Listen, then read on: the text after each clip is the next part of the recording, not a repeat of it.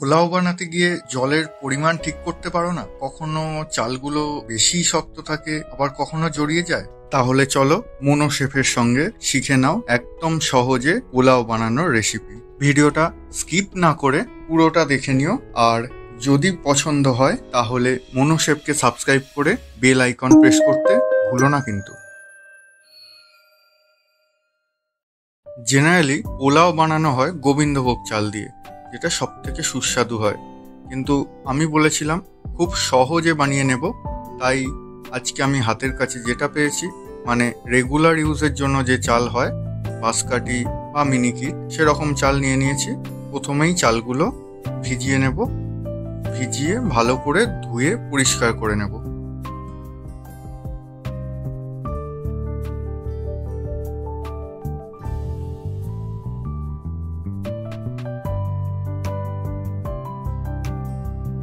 চালগুলো ভালোভাবে পরিষ্কার হয়ে গেলে কিছুটা জল দিয়ে সেটা ভিজিয়ে রেখে দেব।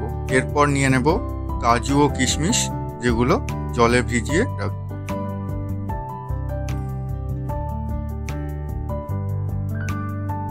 এরপর একটা মাইক্রোওভেন শেপ বাউলে গোটা গরম মশলা, তার সাথে 1 চামচ ঘি নেব।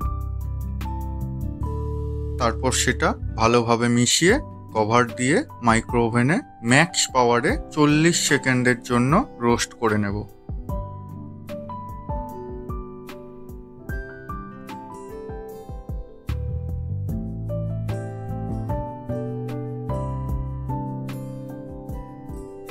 তা রোস্ট হয়ে গেলে তার মধ্যে ভিজিয়ে রাখা কিশমিশ আর কাজু দিয়ে দেব। তারপর দেব কিছু ভেজিটেবলস, যেমন বিনস, গাজর, ক্যাপসিকাম। তার সাথে দেব 1 চামচ মতো আদা রসুনের পেস্ট, আর উপরে আরেকটু ঘি দিয়ে সেটা পুরোপুরি মিক্স করে নেব।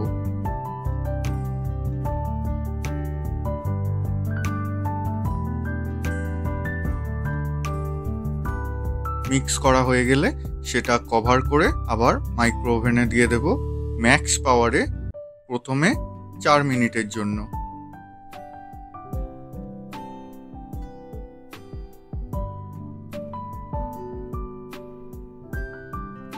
4 মিনিট হয়ে গেলে সেটা বের করে নেব। ভালোভাবে আরেকবার উল্টে পাল্টে দিয়ে আবার সেটাকে দিয়ে দেব মাইক্রোওয়েভে।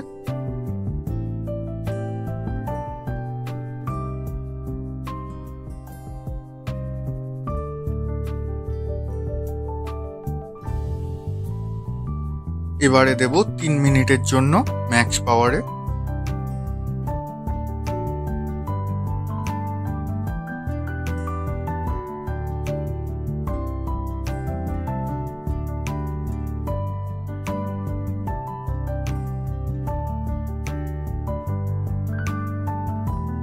এরপর আরেকটি বড় মাইক্রোওয়েভ শেপ বাউলে ভিজিয়ে রাখা চালগুলো নিয়ে নেব এবং তার উপরে দিয়ে দেব ভেজিটেবল মিক্সটা।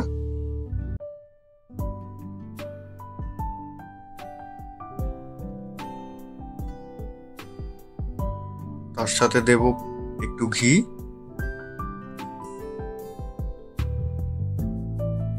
পরিমাণ মতো নুন, মিষ্টির জন্য চিনিও ব্যবহার করতে পারো, তবে আমি এখানে ইউজ করছি জাগেরি। তার উপরে দিয়ে দিলাম কিছুটা গুঁড়ো গরম মশলা। এবার আসি আসল কথায়, যেটা তোমরা সবাই একটু আধটু ভুল করেই ফেলো, সেটা হচ্ছে জলের পরিমাণ। সব সময় মাথায় রাখতে হবে, ঝরঝরে পোলাও বানাতে গেলে এক্স্যাক্টলি চালের যা পরিমাণ হয় তার ডবল কোয়ান্টিটি জল।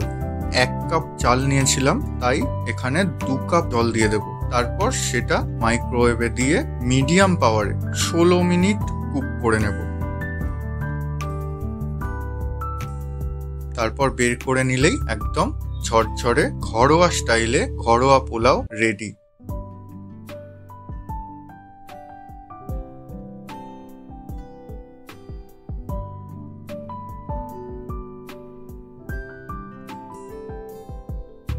ফ্রেশ ধনেপাতা দিয়ে গার্নিশ করো আর সার্ভ করো।